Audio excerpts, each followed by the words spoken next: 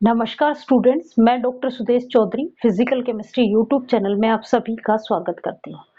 हम लोग BSc third year की फिजिकल केमिस्ट्री पढ़ रहे थे। इस फिजिकल केमिस्ट्री में मैंने आप लोगों को 3 यूनिट कंप्लीट करा दी है। पहली यूनिट हमने पढ़ी स्पेक्ट्रोस्कोपी। बीएससी थर्ड ईयर की फिजिकल केमिस्ट्री पढ़ रहे थे।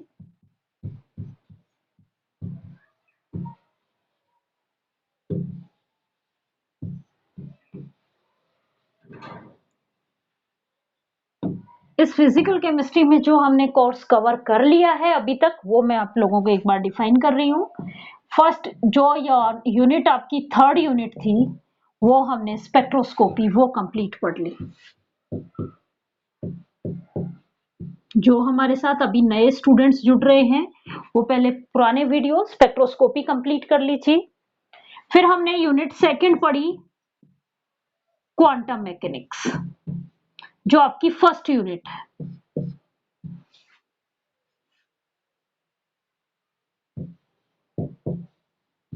Quantum mechanics. फिर हमने थर्ड यूनिट जो आपकी यूनिट सेकंड है, वो पढ़ी मॉलिक्यूलर ऑर्बिटल थ्योरी। ये तीनों यूनिट हमने कंप्लीट कर ली है। अब मैं आप लोगों को यूनिट फिफ्थ, जो आपकी यूनिट फिफ्थ है, वो फोर्थ यूनिट कराने वाली हूं। यूनिट फिफ्थ बहुत सारे स्टूडेंट्स कह रहे हैं कि उनको सॉल्यूशंस वाला चैप्टर स्टडी करना है।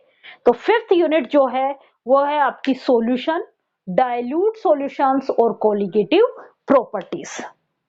Solution,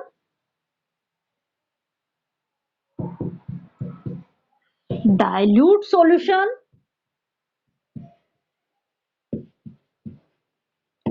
and colligative property,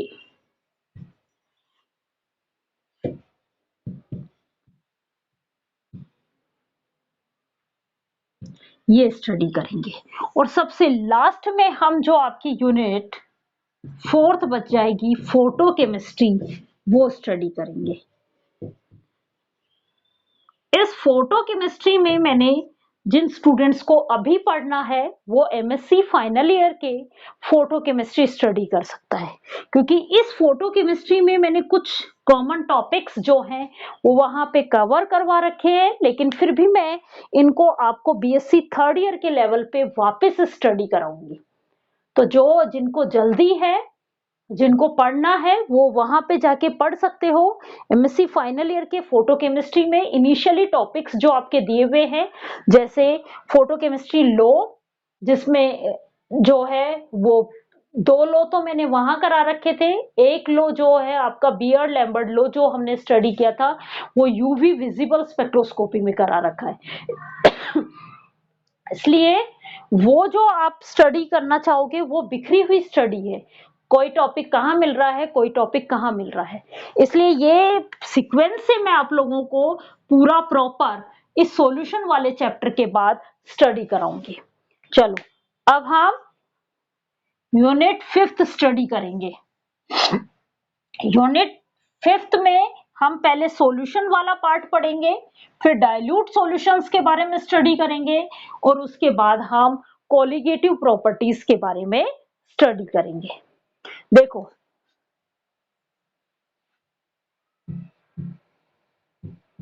solution क्या होता है? जब दो या दो से ज्यादा कंपाउंड्स को आपस में मिक्स कर दिया जाता है, जिसमें वो एक दूसरे के साथ किसी भी तरीके की केमिकल रिएक्शन नहीं करते, तो इनसे जो होमोजीनियस मिक्सचर बनता है वो कहलाता है सॉल्यूशन। क्या कहा मैंने? सॉल्यूशंस की डेफिनेशन क्या बताई? मिक्स टू और मोर कंपाउंड्स, दो या दो से ज्यादा कंपाउंड्स को मिक्स किया जाए। ये कंपाउंड्स कैसे होंगे? जो कि केमिकल रिएक्शन नहीं करेंगे। तो इनसे जो मिक्सचर बन रहा है, कौन सा? Homogeneous mixture. होमोजीनियस मिक्सचर ये क्या कहलाएगा? सॉल्यूशन कहलाएगा। अब बात आती है कि होमोजीनियस मिक्सचर किसे कहते हैं। देखो, हमारे पास मिक्सचर्स जो हैं वो दो टाइप के होते हैं, हेट्रोजीनियस मिक्सचर और होमोजीनियस मिक्सचर। हेट्रोजीनियस मिक्सचर्स वो मिक्सचर्स होते हैं जिनको हम अलग अलग पोर्शन में डिवाइड करें तो हर एक पोर्शन का कंपोजिशन है अलग अलग मिलेगा। होमोजीनियस मिक्सचर्स वो मिक्सचर्स होते हैं, इन मिक्सचर्स को हम जितने पोर्शंस में डिवाइड करें हर एक पोर्शन में कंपोजिशंस इक्वल होता है। मींस पूरे मिक्सचर का जो कंपोजिशन है, होल मिक्सचर कंपोजिशन क्या हो? इक्वल हो। तो क्या कौन सा मिक्सचर कहलाता है? होमोजीनियस मिक्सचर कहलाता है। पूरे मिक्सचर का कंपोजिशन इक्वल होता है। एग्जाम्पल है, ऐसे समझो आप, शुगर और पानी का हमने एक होमोजीनियस एक मिक्सचर बनाया, तो पानी में चीनी बिल्कुल डिसोल्व हो जाती है। उसके बाद इस मिक्सचर को मैं 10 पार्ट में डिवाइड किया, कितने 10 टाइम्स 10 पार्ट्स में इसको डिवाइड कर दिया, और हर एक पार्ट को जब मैंने चखा या टेस्ट किया तो सभी पार्ट में इक्वल ही टेस्ट आ रहा था, सब में इक्वल ही मीठापन जो आ रहा था वो सबका इक्वल था।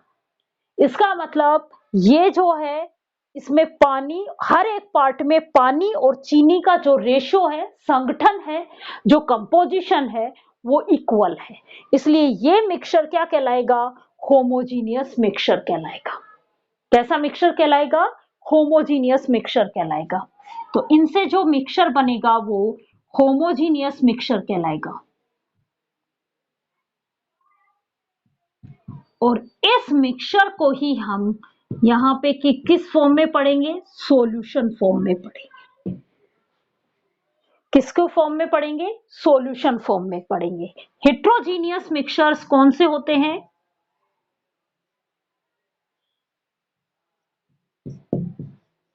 वो मिक्सचर के होते हैं जिनमें कंपोजिशन डिफरेंट डिफरेंट हो। क्या हो?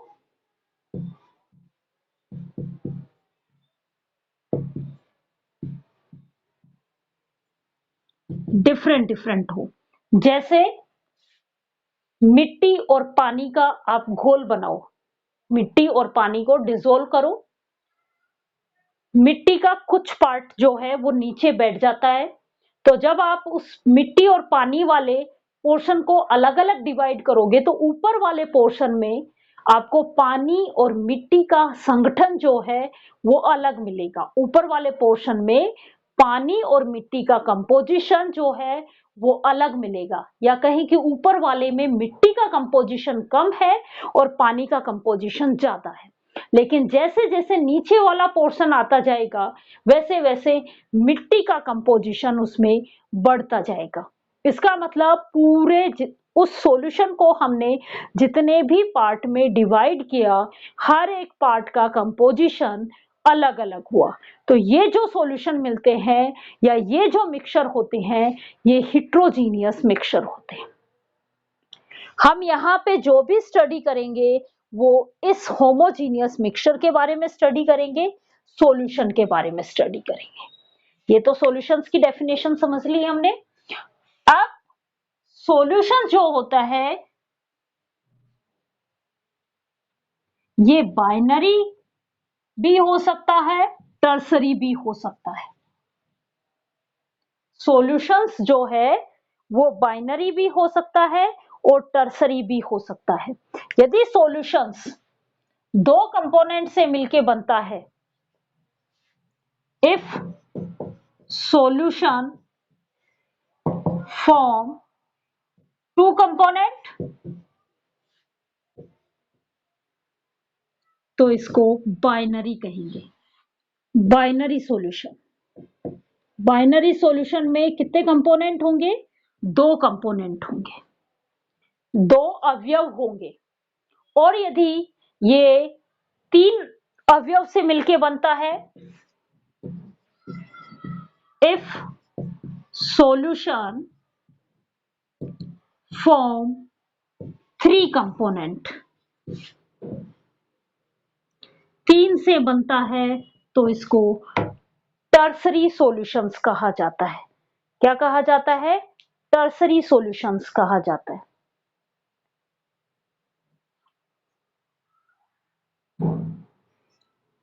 टर्नरी सॉल्यूशंस कहा जाता है।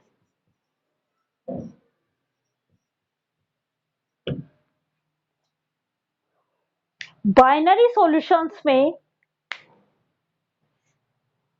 सोल्यूट और सॉल्वेंट होते हैं। सॉल्यूशंस के जो दो कंपोनेंट है बाइनरी सॉल्यूशंस में, उसमें एक कंपोनेंट सोल्यूट कहलाएगा और एक कंपोनेंट सॉल्वेंट कहलाएगा। In binary solution, binary solutions में दो जो अवयव होंगे उन एक अवयव को विलय और एक को विलायक कहेंगे। एक को सोल्यूट और एक को सोलवेंट कहा जाएगा। सोलवेंट जिसमें डिसोल्व किया जाता है, सोल्यूट जिसको डिसोल्व किया जाता है। ये विलय और ये विलायक। विलय और विलायक से क्या बनेगा? विलयन बनेगा। क्लियर यहां तक? विलय क्या होंगे? जिनको हम डिसोल्व कर रहे हैं, वो कंपोनेंट या वो अवयव जिसको डिसोल्व किया जाता है। जैसे मैं वाटर और शुगर के सॉल्यूशन की बात करूं तो यहां पे शुगर जो है वो क्या है? सोल्यूट है, क्योंकि चीनी को हम डिसोल्व करते हैं किसमें? पानी में। तो जिसमें डिसोल्व किया जाता है वो क्या कहलाता है? सोलवेंट कहलाता है। जिसमें डिसोल्व किया जाता है वो सोलवेंट कहलाता है, जिसको डिसोल्व करते हैं वो सोल्यूट कहलाता है। सोलवेंट और सोल्यूट हमें पता होना चाहिए इस चैप्टर को पढ़ने से पहले।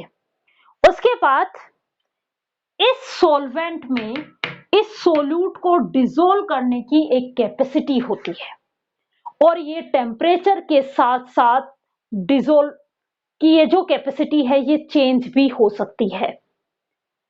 क्या कहा मैंने? इस सॉल्वेंट में अपने आप में इस सोल्यूट को डिसोल्व करने की एक कैपेसिटी होती है और ये जो कैपेसिटी है ये डिपेंड करता है, टेम्परेचर पे भी डिपेंड करती है।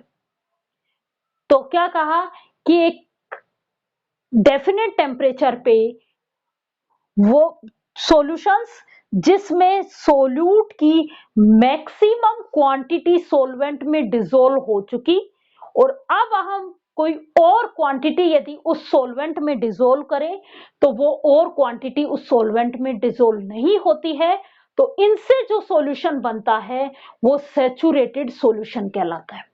क्या कहा? फिक्स टेम्परेचर पे, एट फिक्स्ड टेम्परेचर। क्योंकि टेम्परेचर चेंज करेंगे तो मैंने कहा था सोलिबिलिटी चेंज हो जाएगी।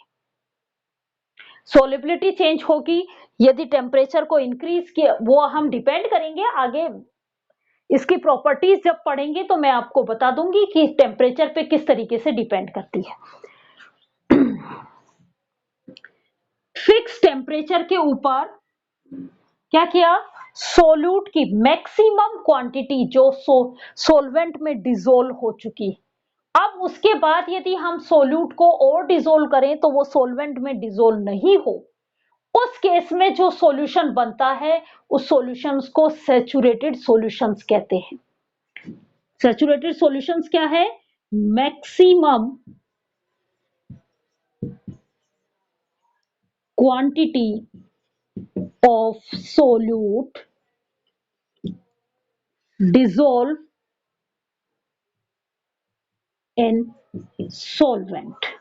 और इनसे जो सॉल्यूशन बनता है वो सॉल्यूशन कैसा कहलाता है? सैचुरेटेड सॉल्यूशन कहलाता है। सैचुरेटेड सॉल्यूशन कहलाता है। सैचुरेटेड सॉल्यूशंस वो सॉल्यूशन होता है जिसमें एक फिक्स टेम्परेचर पे, एक निश्चित ताप पे सोल्यूट का, विलय का अधिकतम मात्रा विलायक में घुल जाती है और उसके बाद यदि हम विलय की और मात्रा उसमें घोले तो वो और डिसोल्व नहीं होती है, तो ये कहलाता है सैचुरेटेड सॉल्यूशंस। अब इस सैचुरेटेड सॉल्यूशंस में मैक्सिमम क्वांटिटी डिसोल्व कर दी, लेकिन कोई और प्रोसेस के थ्रू जब ये सैचुरेटेड सॉल्यूशंस बन गया, इस सैचुरेटेड सॉल्यूशंस में किसी और प्रोसेस के थ्रू सोल्यूट की क्वांटिटी को और डिसोल्व किया जाए और वो सॉल्यूशंस जो बनेंगे वो सुपर सैचुरेटेड सॉल्यूशंस कहलाएंगे। किसी और फैक्टर में चेंज किया गया, प्रेशर चेंज करके। आगे हम बहुत सारे फैक्टर्स पढ़ेंगे, इस सॉल्यूशंस की प्रॉपर्टी पढ़ेंगे, तो उसमें हमें आगे और भी फैक्टर्स हम स्टडी करेंगे। तो मैंने क्या कहा, सैचुरेटेड सॉल्यूशन से सैचुरेटेड सॉल्यूशंस में क्या डिसोल्व कर दूं, और सोलवेंट को सोल्यूट क्वांटिटी डिसोल्व कर दूं, और ज्यादा सोल्यूट डिसोल्व होगा तो इनसे जो बनने वाला सॉल्यूशन है वो क्या कहलाएगा, सुपर सैचुरेटेड सॉल्यूशन।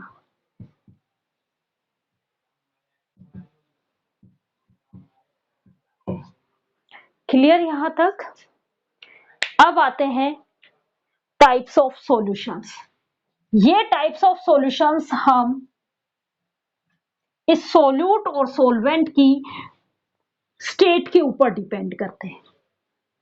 ये सोल्यूट सॉलिड लिक्विड गैस हो सकता है और सोलवेंट भी सॉलिड लिक्विड गैस, तीनों ही स्टेट में हो सकता है। तो अब हम पढ़ रहे हैं types of solution.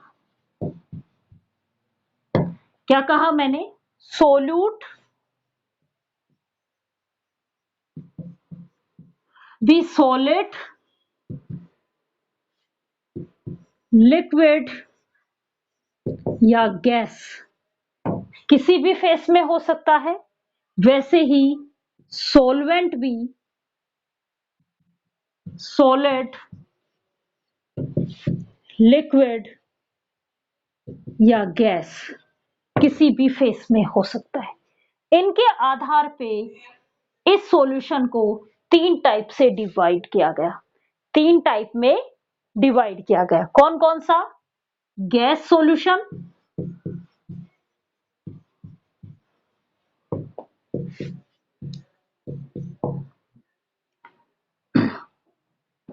Liquid solution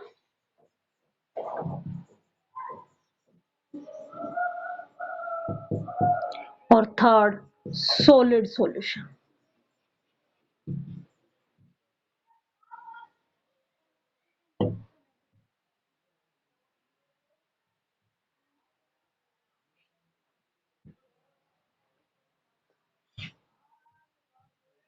solute क्या होगा और सॉल्वेंट क्या होगा। गैस सॉल्यूशन के अंदर सोल्यूट भी गैस होता है और सॉल्वेंट भी गैस होता है। सोल्यूट और सॉल्वेंट दोनों ही गैस होते हैं, उस सॉल्यूशन को गैस सॉल्यूशन कहते हैं। ये भी गैस होगा और ये भी गैस फेस में होगा, तो इनसे जो बनने वाला सॉल्यूशन है वो गैस सॉल्यूशन कहलाता है। क्लियर? लिक्विड सॉल्यूशंस में सोल्यूट तो सॉलिड लिक्विड या गैस किसी भी स्टेट में हो सकता है, लेकिन सॉल्वेंट जो है वो लिक्विड स्टेट में ही होगा। क्या कहा मैंने, लिक्विड स्टेट के अंदर सोल्यूट तो सॉलिड लिक्विड या गैस किसी भी फेस में हो सकता है, लेकिन सॉल्वेंट जो है वो हमेशा लिक्विड फेस में होता है।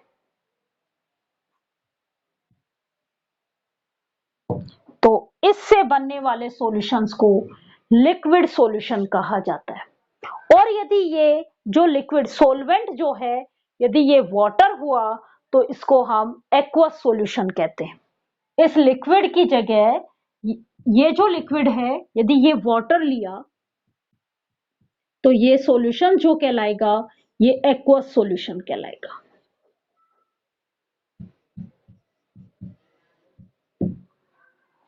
सॉलिड सॉल्यूशंस में भी सोल्यूट तो सॉलिड, लिक्विड या गैस किसी भी फेस में हो सकता है।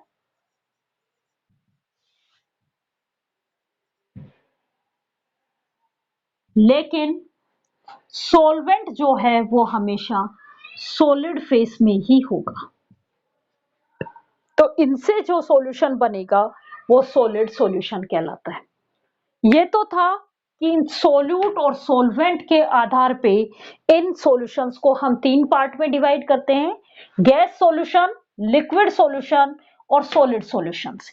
गैस सॉल्यूशंस उनको कहेंगे जिसमें सोल्यूट और सॉल्वेंट दोनों ही गैसेस फेस में होते हैं। लिक्विड सॉल्यूशंस उसको कहा जाता है जिसमें सोल्यूट तो किसी भी फेस में हो सकता है, सॉलिड, लिक्विड या गैस, लेकिन सॉल्वेंट हमेशा लिक्विड फेस में होता है।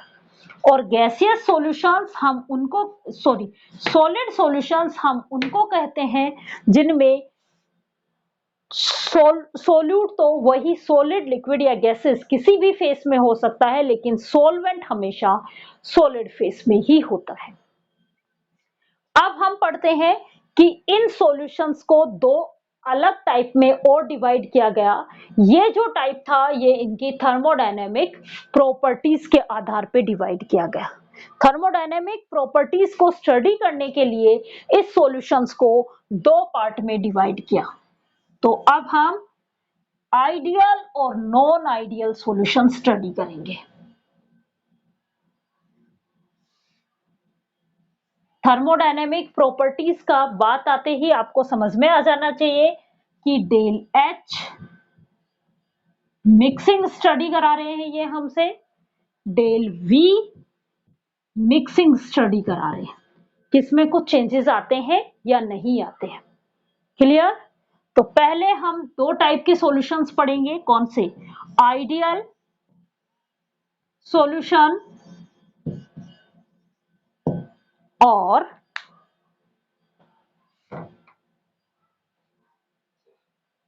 Non ideal solution.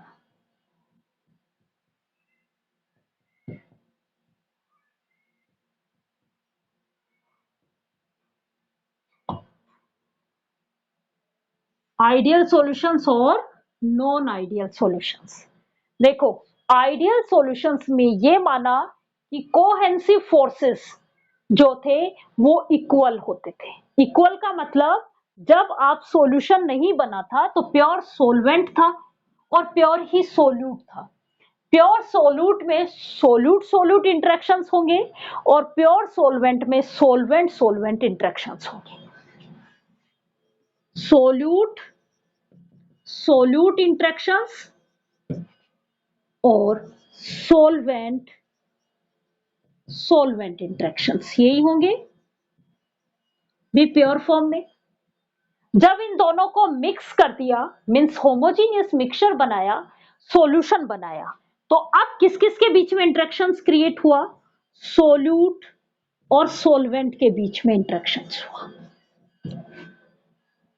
Ideal solutions में तो ये पहले के इंटरेक्शंस और बाद के इंटरेक्शंस क्या होते हैं? इक्वल होते हैं। कोहेंसिव फोर्सेस क्या होते हैं? इक्वल होते हैं।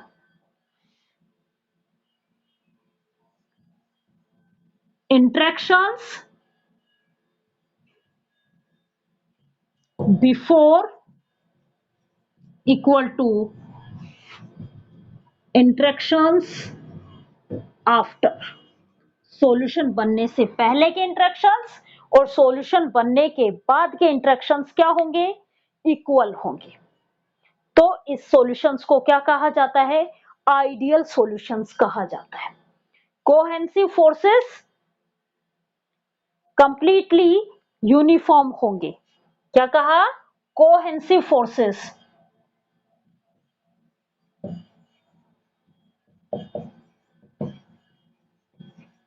कौन कौन से? Solute solute, solvent solvent, solute solvent, ये सब फोर्स क्या होंगे? इक्वल होंगे। तो हम उस सॉल्यूशन को आइडियल सॉल्यूशन कहा जाता है। और जिनमें कोहेसिव फोर्सेस अनइक्वल होते हैं, क्या कहा? कोहेसिव फोर्सेस अनइक्वल होते हैं, सेम नहीं होते हैं। क्या कहा? सोल्यूट सोल्यूट,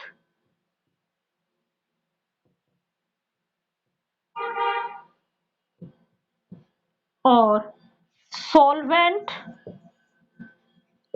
सॉल्वेंट, ये जो इंटरेक्शंस हैं ये किसके इक्वल नहीं हो? सोल्यूट सॉल्वेंट इंटरेक्शंस के इक्वल नहीं होते हैं। तो उन सॉल्यूशंस को नॉन आइडियल सॉल्यूशंस कहते हैं। वो डिपेंड करेगा कि पहले के बाद के, मीन्स हम दो डेविएशन पढ़ेंगे आइडियल बिहेवियर से, पॉजिटिव डेविएशन और नेगेटिव डेविएशन। उसके आधार पे नॉन आइडियल सॉल्यूशंस जो हैं वो हमें दो टाइप के मिलेंगे, positive deviations of ideal solutions और negative deviation of ideal solutions. वो पूरा कंप्लीटली हम स्टडी करेंगे। उसके बाद ये प्रॉपर्टी हो गई सेकंड प्रॉपर्टी। इन्हीं प्रॉपर्टीज के आधार पे जब स्टडी किया तो आइडियल सॉल्यूशंस का हमेशा डेल एच मिक्सिंग, ये क्या आता है? जीरो आता है। मीन्स इनकी एंथैल्पी में कोई भी चेंज नहीं आता है। क्यों नहीं आता? क्योंकि पहले के फोर्स और बाद के फोर्स क्या है? इक्वल है। भाई फोर्स न तो कोई फोर्स उस इंटरेक्शंस को तोड़ने के लिए एनर्जी दे रहे हैं, न ही कोई नया इंटरेक्शंस बनने के लिए एनर्जी रिक्वायर है। भाई एनर्जी रिलीज हुई, तो जब न तो एनर्जी रिलीज हुई और न एनर्जी अब्सॉर्ब हुई, तो क्या होगा? पहले की एंथैल्पी और बाद की एंथैल्पी क्या हो जाएंगी? इक्वल हो जाएंगी। तो एंथैल्पी, मिक्सिंग एंथैल्पी चेंज जो है वो क्या होगा? जीरो होगा। और जब इंटरेक्शंस में कोई भी चेंजेस नहीं आते हैं तो वॉल्यूम भी चेंज नहीं होगी। जब इंटरेक्शंस पहले भी उतना ही स्पेस ऑक्यूपाई कर रहे थे, क्योंकि पहले की इंटरेक्शंस भी उन इंटर मॉलिक्यूलर अट्रैक्शन फोर्स या उनके बीच का जो इंटर न्यूक्लियर डिस्टेंस थी वो पहले भी उतनी ही थी, और जब बाद में बना सॉल्यूशंस तो बाद में भी उतनी ही वॉल्यूम है। मींस वॉल्यूम, मिक्सिंग वॉल्यूम में भी कोई भी चेंजेस नहीं आते हैं। डेल वी मिक्सिंग ये भी क्या होती है? जीरो होती है। पहला, दूसरी प्रॉपर्टी डेल एच मिक्सिंग और डेल वी मिक्सिंग की वैल्यू क्या होती है? यहाँ पे जीरो होती है। और तीसरी प्रॉपर्टी, ये जो सॉल्यूशंस होते हैं, आइडियल सॉल्यूशंस जो होते हैं वो राउल्ट्स लॉ को फॉलो करते हैं। Third, they follow Raoult's law. तो उन सॉल्यूशंस को हम कैसा कहेंगे? आइडियल सॉल्यूशंस कहेंगे। नॉन आइडियल सॉल्यूशंस जिनमें पहला, डेल एच मिक्सिंग की वैल्यू जीरो के इक्वल नहीं होती। अब वो डिपेंड करेगा कि डेविएशन पॉजिटिव आया, डेविएशन नेगेटिव आया। तो ये डेल एच मिक्सिंग जो है वो पॉजिटिव वैल्यू भी हो सकती है और नेगेटिव वैल्यू भी हो सकती है। वो मैं पूरा नॉन आइडियल सॉल्यूशंस हम कंप्लीटली स्टडी करेंगे। दूसरी प्रॉपर्टी, यहाँ पे डेल वी मिक्सिंग ये भी जीरो नहीं आता है, क्योंकि इंटरेक्शंस अलग अलग हैं। पहले के इंटरेक्शंस अलग थे और बाद के इंटरेक्शंस अलग थे, तो वॉल्यूम भी चेंज होगा। और थर्ड, जब ये सब हो रहा है तो ये राउल्ट्स लॉ को भी फॉलो नहीं करेंगे। Does not follow